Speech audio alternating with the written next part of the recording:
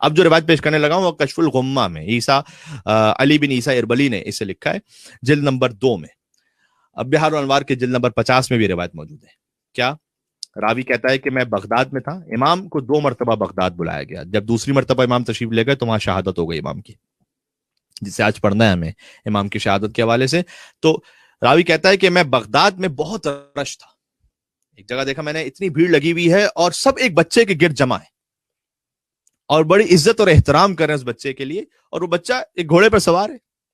میں نے پوچھا کہ کون بچہ ہے, تو لوگوں نے کہا کہ یہ شیعوں کا امام ہے. تو میں نے دل میں خیال کیا کہ اب نقل روایت کر رہا ہوں میں بارز معذرت کہ خدا لعنت کرے شیعوں پر کہ ایک 8 برس کے بچے کو امام بنا کے بیٹھے ہوئے ہیں, اتنی بھیڑ لگائی ہوئی ہے. اچھا یہ شخص زیدی مذہب سے تھا, وہ سادات زیدی نہیں, وہ تو قابل احترام ہے. یہ جو زیدی یا بن گئے جنہوں نے زید شہید کو امام مانا, امام زین العابدین علیہ السلام کو امام نہیں مانا. یہاں پر بھی وہی تسلیم کی مشکل تھی, سرنڈر نہیں ہو رہے تھے. کیا اس لیے کہ تصور کر کے بیٹھے ہوئے تھے جو قیام بالسیف کرے, جو تلوار نکال کر میدان میں آ جائے وہی امام ہے, باقی تو ہم کسی کو سمجھتے ہی نہیں. لہذا چونکہ امام زین العابدین علیہ السلام نے قیام بالسیف نہیں فرمایا, زید شہید نے قیام بالسیف کیا, انہوں نے کہا زید شہید امام ہے. کبھی کبھی یہ جذباتیت کہ بھئی کون قیام کر کے باہر آ رہا ہے, وہ انسان کو اتنا گمراہ کر دیتی ہے کہ امام برحق کو چھوڑ کر اپنے بنائے ہوئے امام کی طرف آ جائے, جبکہ زید شہید نے خود امامت کا دعویٰ نہیں کیا تھا. میں یہ نہیں کہہ رہا ہوں کہ زید شہید نے خود امامت کا دعویٰ کر کے لوگوں کو اپنی طرف متوجہ کیا تھا نا, لیکن یہ خود گمراہ ہو گئے. جیسے حضرت عیسیٰ علیہ السلام نے کبھی بھی نہیں کہا تھا کہ مجھے اللہ کا بیٹا کہو, نعوذ باللہ من ذالک. تو اپنے ذہن سے دین کو مولڈ کر لینا کہ بھائی مجھے تو یہ سمجھ میں آ رہا ہے, میرا تو مزاج یہ ہے کہ جب تک کوئی قیام بالسیف نہیں کرے گا اس وقت تک میں تو امام مانوں گا ہی نہیں اسے. جب تک کوئی ظالم کے خلاف تلوار لے کر ہی نہیں نکلے گا اس وقت تک میں اسے امام نہیں مانوں گا. یہی زیدیہ کی مشکل تھی, انہوں نے امام زین العابدین علیہ السلام کی امامت کو چھوڑ دیا, زید شہید کو امام ماننے لگے. یہاں سے پورا ایک فرقہ بن گیا زیدیہ, امام برحق کو چھوڑ دیا, پھر امام باقر علیہ السلام کو نہیں مانا انہوں نے, امام جعفر صادق علیہ السلام کو نہیں مانا انہوں نے. یہی تو مشکل ہو گئی. اب یہ شخص کہتا ہے کہ میں زیدی مذہب سے ہوں.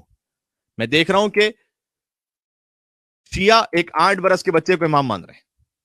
وہ تسلیم نہیں ہے ان میں, زیدی مذہب والوں میں اس وقت جو معاملہ تھا وہ یہ کہ ہماری اپنی مرضی سے کیا امام اصول کو طے کریں گے کہ جو ہم لوگوں کی خواہش ہے تو اچھا ٹھیک ہے میں قیام کر لوں. نہ موقع ہوتا ہے ہر چیز کا, حکم خدا ہے.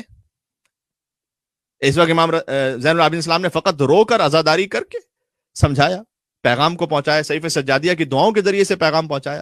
قیام کرنا مناسب نہیں سمجھا امام نے. تو جیسے ہی وہ شخص کہتا ہے میرے دل میں خیال آیا, یہ تو شیعوں کو لعنت بھیج رہا ہے نا, کیونکہ یہ زیدی ہے خود, شیعوں کو لعنت بھیج رہا ہے. وہی میں بار بار وضاحت کر رہا ہوں کہ زیدی سادات والے نہیں, وہ تو بہت قابل احترام ہے. میں زیدیہ مذہب والوں کی بات کر رہا ہوں. تو اس جگہ شیعوں پر لعنت ہو, امامیہ پر لعنت, یہ روایت میں.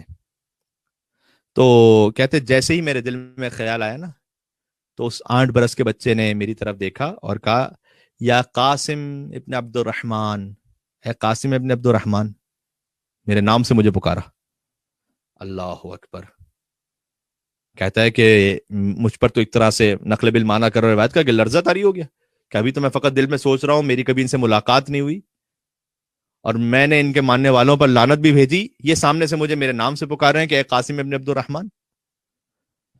امام نے کہا اے قاسم ابن عبد الرحمن, قرآن کہتا ہے جب حضرت صالح علیہ السلام نبوت پر پہنچے تھے تو بہت سے لوگ کہہ رہے تھے کہ ہم عام بشر, ایک عام انسان کا اتباع کرنے لگے. اور امام نے سورہ قمر کی آیت نمبر 24 پڑھی جو میں نے سرنامہ کلام میں پڑھی. امام نے کہا کہ فقالوا ابشرا منا واحدا نتبع, ہم میں سے ہی کوئی ایک انسان جو بظاہر عام سا انسان نظر آ رہا ہے کہ ہم اس کا اتباع کرنے لگے, انا اذا لفی ضلال وسعر, تو ہم تو بہت گمراہ ہو جائیں گے اور دیوانگی میں پڑ جائیں گے. ہم ایک ہمارے ہی درمیان سے ایک انسان کو اس کا اتباع کرنے لگے, وہ کہیں نبی. اچھا جیسے ہی اس نے آیت پڑھی سورہ قمر کی آیت نمبر 24, امام نے, وہ قاسم ابن عبد الرحمن دل میں کہتا ہے کہ میرے دل میں اچھا اس کا مطلب یہ تو جادوگر بھی ہیں, انہیں میرے دل کا حال کیسے پتا چلا کہ میں دل میں کیا سوچ رہا تھا؟ جیسے ہی دل میں خیال آیا کہ یہ تو جادوگر ہے، امام نے فوراً اگلی آیت پڑھی، سبحان اللہ. امام نے کہا اُلقی الذکر علیہ من بیننا بل ہوا کذاب اشر، کہ وہ حضرت صالح علیہ السلام کی قوم والے کہہ رہے تھے کہ کیا ہم میں سے اس پر وحی بھیجی گئی ہے کہ جو جھوٹا ہے اور لمبی لمبی باتیں کرنے والا ہے؟ آگے اللہ نے کہا ہے کہ ان قریب انہیں معلوم ہو جائے گا کہ کون بڑا جھوٹا ہے، کون شیخی خور ہے. جیسے ہی امام جواد علیہ السلام نے مجھے دیکھ کر یہ آیت پھر پڑھی، میں نے کہا نا، معاملہ جادوگری کا نہیں ہے. فنصرف، تو میں منصرف ہو گیا.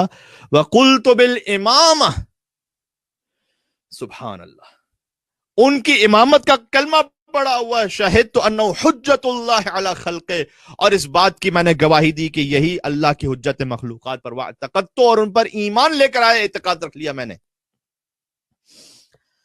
سبحان اللہ. امام جواد نے اس طرح سے اپنی امامت کو سمجھایا.